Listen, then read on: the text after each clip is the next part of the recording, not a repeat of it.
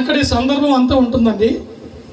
సాంసోను అతను ఒక బలవంతుడు, పరాక్రమవంతుడు.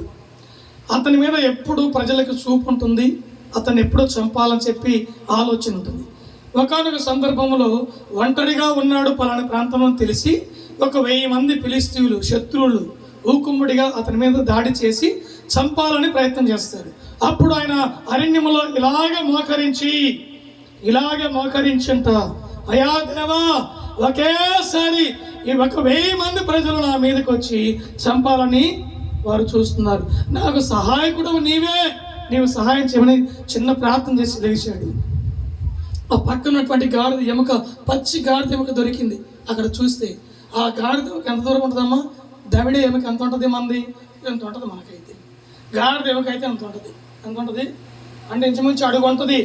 ఈ అడుగు గాడిద ఎముక తీసుకొని వచ్చిన శత్రువును వచ్చినట్లుగా కొట్టి చంపాడు.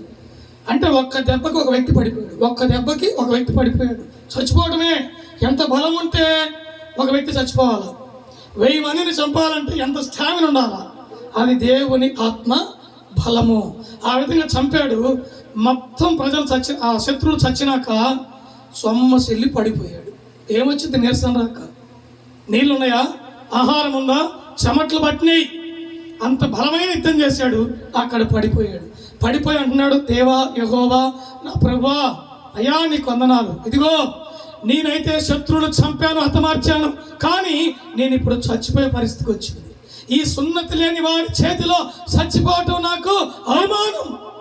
ఒక దేవుని బిడ్డ సున్నతి లేని వారి చేతిలో చచ్చిపోతే నాకు అవమానం, నేను పొందిన అవమానం నీకు కూడా కలుగుతుంది. కనుక ఆ విధంగా నాకు చెయ్యక నా ప్రాణమును కాపాడమని వేడుకున్నాడు.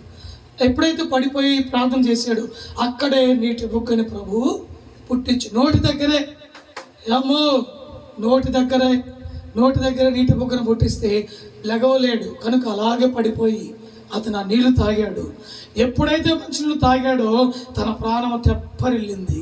మీరు చూడండి, 3 రోజులు ఉపవాసమైన ఉంటాను నేను. మీరైనా సరే 7 రోజులైనా ఉపవాసం ఉండొచ్చు. మనిషి ఇంచుమించు అన్నం లేకుండా 21 రోజు బ్రతకొచ్చు. కానీ నీరు లేకుండా ఉదయం 6 గంటలు మొదలుకొని సాయంకాలం 6 గంటల వరకు నువ్వు నిలబడి చూద్దాం. నీ బాడీ నీకు సహకరించిందా?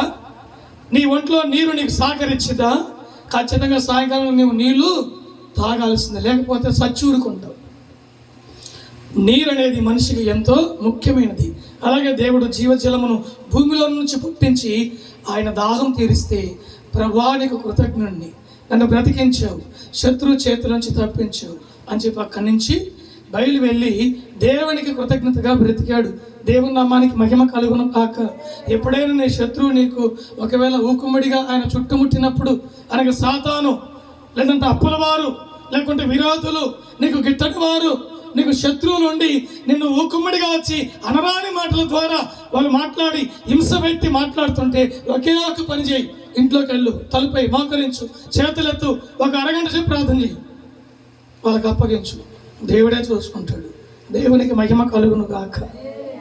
చూసుకోడా, ఈ మధ్యకాలంలో ఒకరోజు నాకెందుకు అన్నీ మనసులో తలంచి కాస్త బాధ కలిగి కన్నీళ్ళు వచ్చినాయి.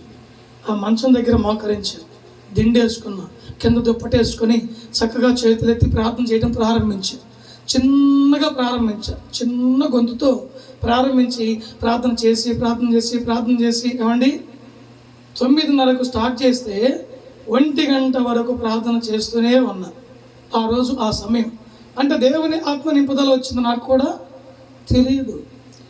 ఇక చూడండి, ఒక్కొక్కరు నాశనమే పోవును గాక, విరోధులందరూ కుప్పకూలుదురు గాక అని చెప్పి ప్రార్థన చేస్తున్నానంట.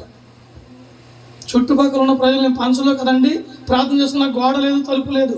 ఈ వాయిస్ చాలా దూరం వెళ్ళిపోతుంది. దేవుని ఆత్మ నింపుదల ప్రార్థన కలిగి జీవిస్తే ఆ ప్రజలందరూ విన్నారు. ప్రజలందరిలో ఒక భయం వచ్చింది. ఏమన్నా కూడా పాస్టర్ గారు ప్రార్థన చేస్తాడు. మనం ఏమి దూషించినా కానీ పాస్టర్ గారు ఏం చేస్తాడు? ప్రార్థన చేస్తాడు. మనల్ని ఏమి అంటలేడే, నేను అంటలేను, ఎవరిని అంటలేదు, మౌనంగా వస్తున్నా.